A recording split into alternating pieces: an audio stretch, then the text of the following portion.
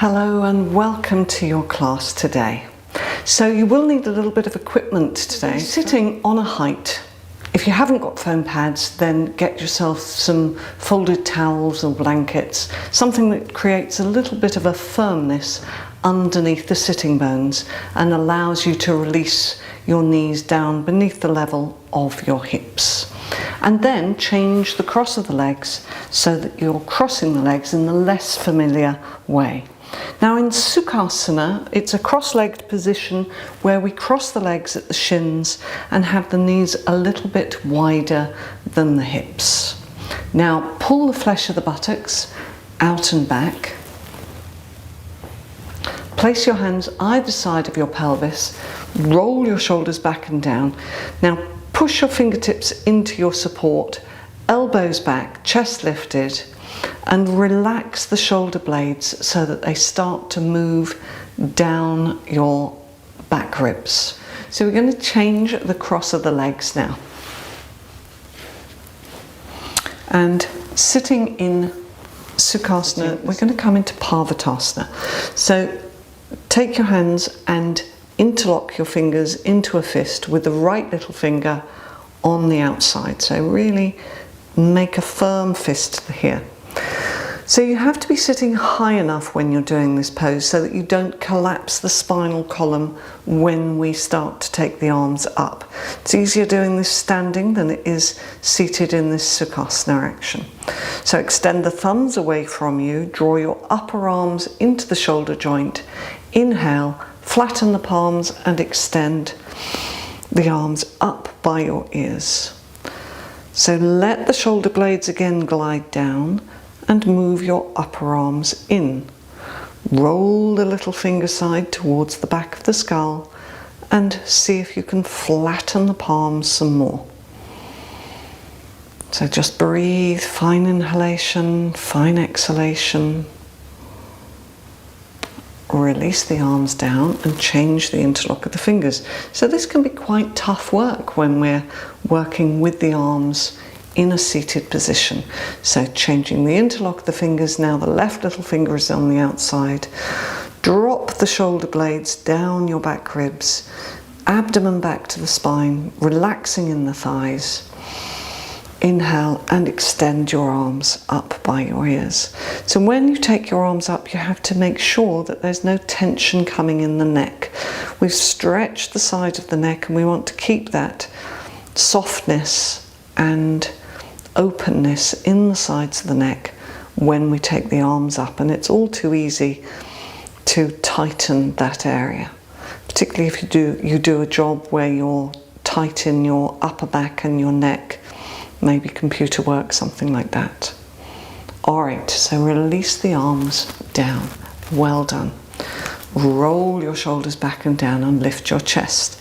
You can see that I've got a blanket here that's just helping to protect the feet, and in any of these poses that we're going to do now, you can use a blanket underneath your feet to just give yourself a little bit of padding.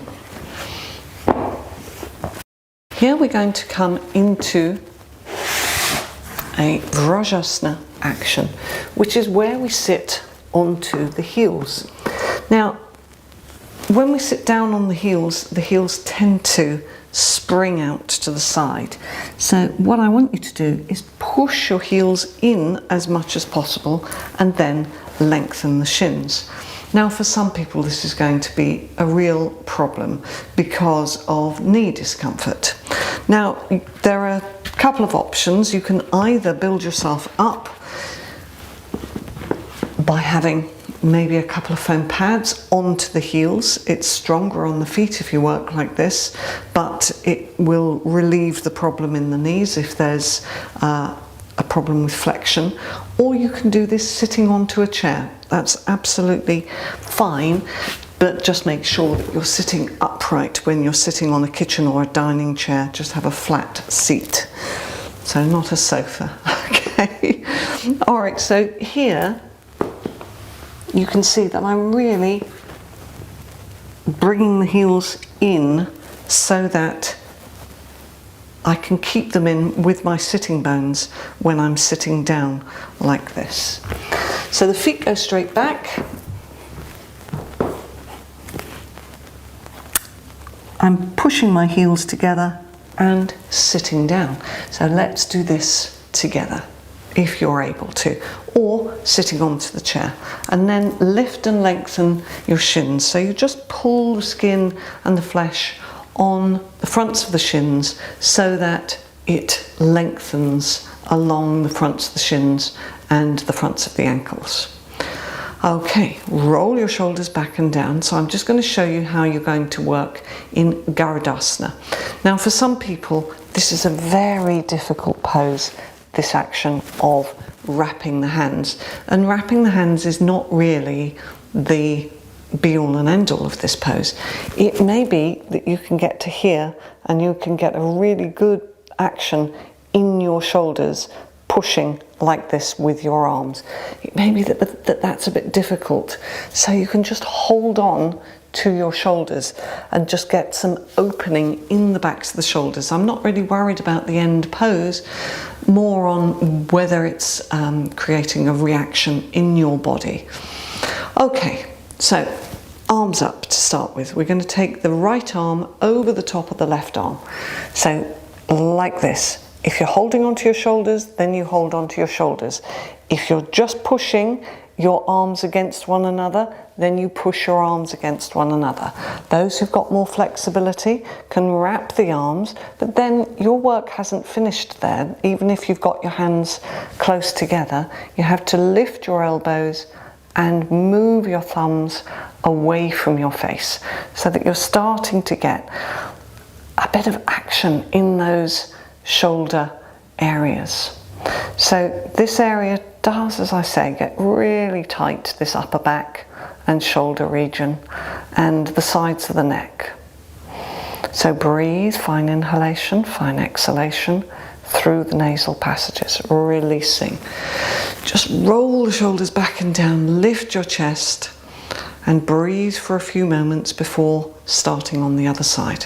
So arms up, left arm over the top, and then either you're holding your shoulders, you're pushing your arms, or you're wrapping your hands, and then you have to lift your elbows and push your thumbs away from you. So we've all got different levels of mobility in our shoulder joint region. It's not a good thing or a bad thing, it's just the way things are. So you need to just make the most of what you have got. So breathe, fine inhalation, fine exhalation through the nasal passages. Soften the sides of the neck, soften the facial features.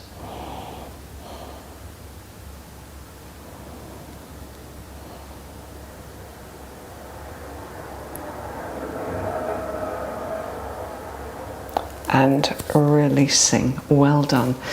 Roll the shoulders back and down again. Just lift your chest and let the shoulders come back to life again. All right. So, okay, we're going to come now for Adho Mukha VIrasana, Adho Mukha Swanasana, Uttanasana. I'm just going to show you. So you sit back on your heels, knees are slightly wider than the pelvis. Adho Mukha VIrasana. To come into Adho Mukha Swanasana, we're going to lift up. I want you to be on the backs of the balls of the feet with the heels lifting as high as you can, so you get as much lift in the pose as possible. Then we're going to walk the feet towards the hands. Now it might be that you need to have bricks. If you've got bricks there, that's fine. If you haven't got bricks, you can just place your hands onto your shins or onto your thighs. But whether you're onto the floor, onto bricks, onto shins, onto thighs, this upper back has got to be moving into the body, wherever you are. All right, so, and then we're coming up. Adho Mukha VIrasana. Toes together, heels apart, sit back on your heels, just move your knees so they're slightly wider than your pelvis. Make sure that you've got as much of the shin region as possible in contact with your mat. Lift here on your frontal pelvic bones so that you have got a better chance of keeping the buttocks back on the heels. It's this lift here that gives you that movement back with the buttocks. Then walk the hands forwards. I want you to be up onto your fingertips to start with. Rest the head down. You can always put your head onto a brick or a couple of foam pads if it's difficult to get the head down. That's absolutely fine, no problem with that. So lift and lengthen the front of the body. Rest the head down and then flatten your palms, but keep your wrists and your elbows lifted off the floor. Breathe.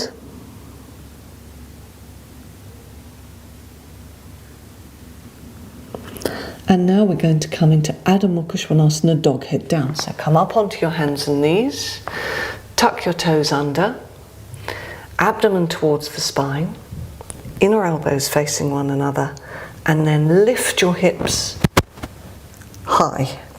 Now look back at your kneecaps and make sure that they are even. So if you can't see your kneecaps because you're wearing baggy trousers, then maybe roll those up so you can have a look.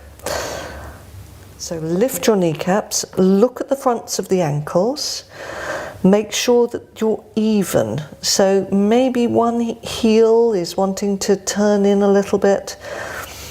You can have a really good view of what's happening in your legs. Are your kneecaps lifting evenly?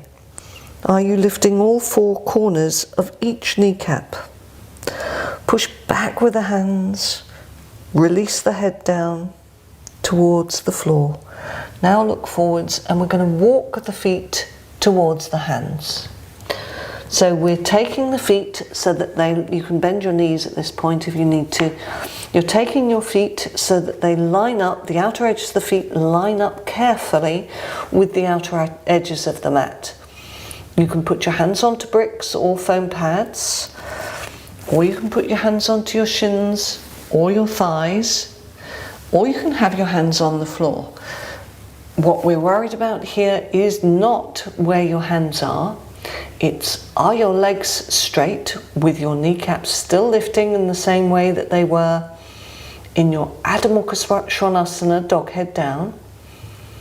And is your upper back moving in? So that's the area between your shoulder blades. Is that moving deeply into the body? Breathe. If it's not, then move your hands up a little bit higher, maybe onto your shins or your thighs. Draw the shoulder blades down towards your back waist, extend your collarbones forwards towards the front end of your mat. All right, and slowly coming up.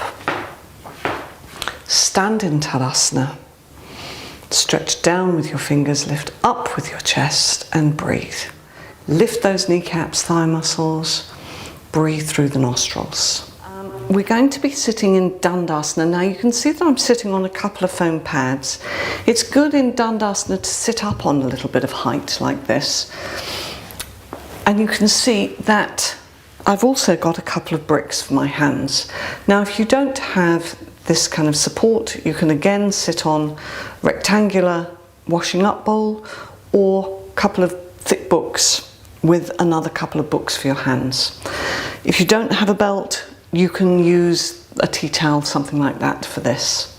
So we're going to lift up, roll the shoulders back and down, lifting the chest, drawing the shoulder blades down, extending the crown of the head.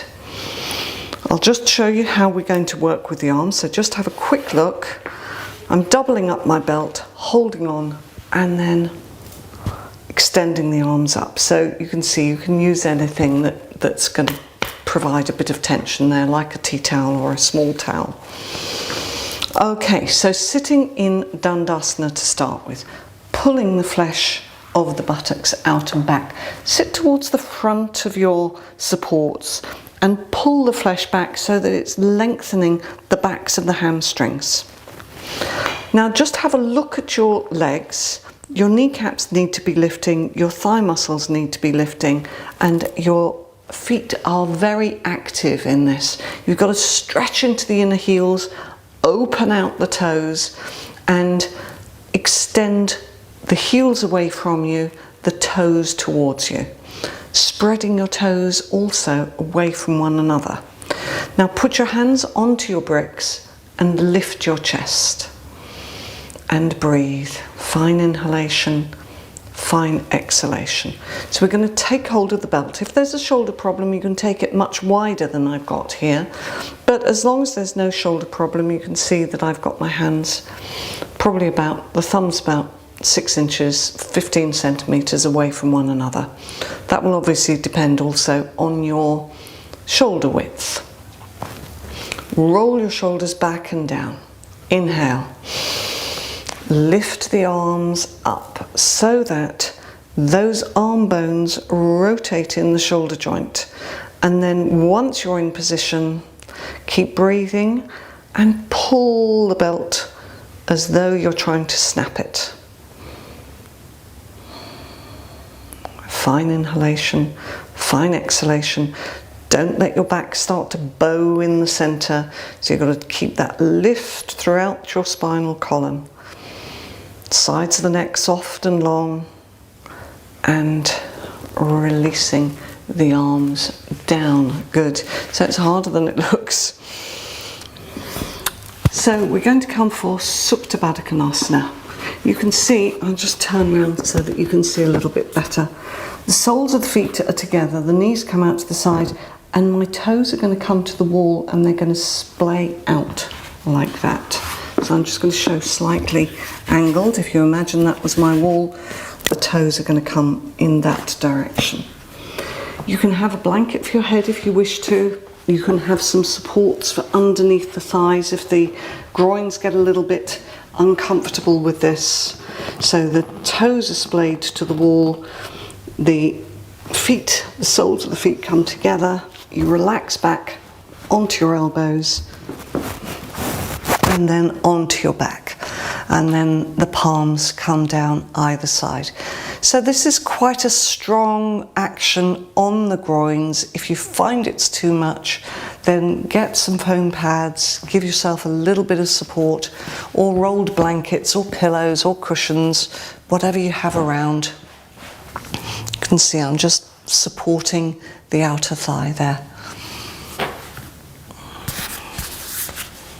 So do it evenly, have same amount on each side if you need it. You're not propping your legs up, but you are supporting them. Let the breath start to flow, the eyes to close.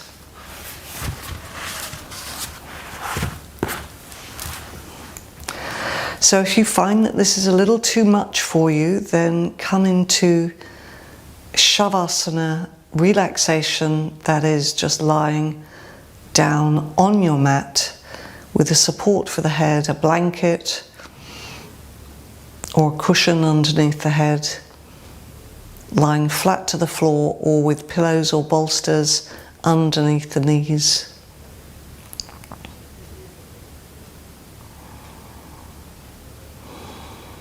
Let the breath flow. Relax the facial features. Release the abdomen.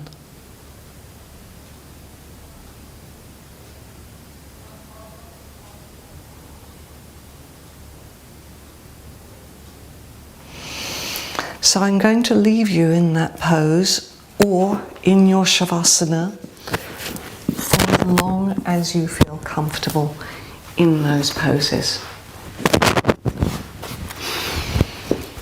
Hopefully you'll be able to relax in whichever one you choose to do, and I hope you've enjoyed the sequence. I certainly have enjoyed teaching it, and I look forward to seeing you again next time. Namaste.